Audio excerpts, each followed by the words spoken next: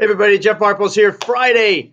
Thank God it's Friday, right? I mean, have you watched the markets this week? The volatility all over the place. I know it's Friday and the markets are clawing back, but I wanted to just sort of touch base with you. There's a lot of stuff that's going on in the world. And I had dinner with a good friend of mine last night. Hey, Dapo. And he asked me a great question. He goes, Jeff, with this recession fears, what do you think is going to happen to real estate? And it just so happened that I found a great article here that I'm sharing on my screen here. This is a Curbed article that came out just yesterday by Patrick Sisson. And, he sums it up really well. And I wanted just to go over some of the highlights real quick with you. Basically what happened this week in the markets, right? We had the inverted yield curve, which basically makes that, markets believe that the short-term rates are a little bit more risky uh, than the long-term rates, right? And so that's a lot of times they say that that's a key indicator, right, for a recession. Okay, part of this is also to say that we have been a decades long expansion period, and a lot of people, yeah, they say, okay, when are we going to have the recession? The funny thing is, I listen to these analysts all the time, and they're always predicting it is 18 months, next year, somewhere down the line. So yes, it is going to come sometime. But the reality is also, recessions are a good thing for the economy overall, in my opinion. It creates opportunity, it weeds out the weak, and it's a flushing of the senses. But you have to be prepared. And so what happens if we go into a recession?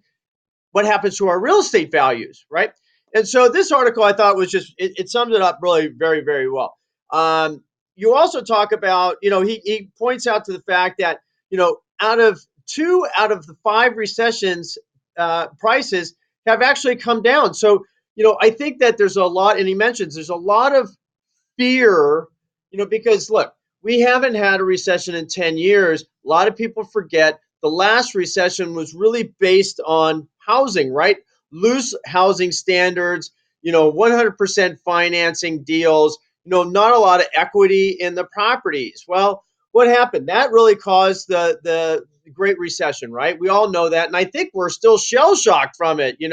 When people say, recession, woo, they freak out.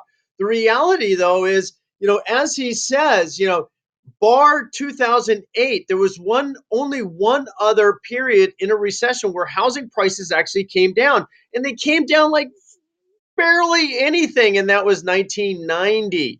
So when people are talking about recession, guys, I want you to remember that's not necessarily talking about housing values, and I also want you to remember that doesn't necessarily mean the stock market's going down. Remember, they're all separate things, right? Just they're not all encompassing.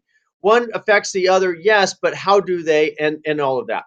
So that's sort of the psychology on it. And later on in the article, let me just sort of funnel down here because maybe you're reading it too while I'm ranting. He basically says, barring any weak fundamentals, housing prices will do typically well in a recession, meaning that they're not going to come tumbling down with something else. They're actually very secure and solid, which is, it's a great thing. I think that the other part of this is that we have very low interest rates, right? Remember what happened last year? We had this big run up with the Fed chairman to push those rates up, and he was very aggressive. And look what happened in December. Prices got out of hand.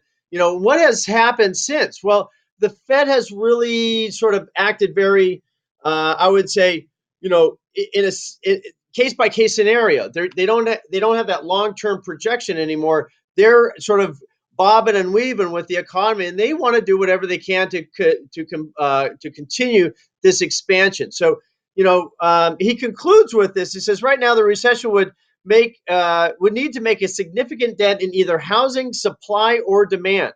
So think about that. A recession would have to make a significant impact on supply and demand. Remember from Economics 101, guys, supply and demand. Where are we? We are in San Francisco. Where is the demand? I think it's still here. I think it just weighs, and I think it also comes down to what do you have? Where are you in the marketplace? You have the macro market and then you have the micro market. So remember that as you go forward. If you have any questions, if you want any advice, whatever it may be, please share the video. I hope you are following me on all of my socials.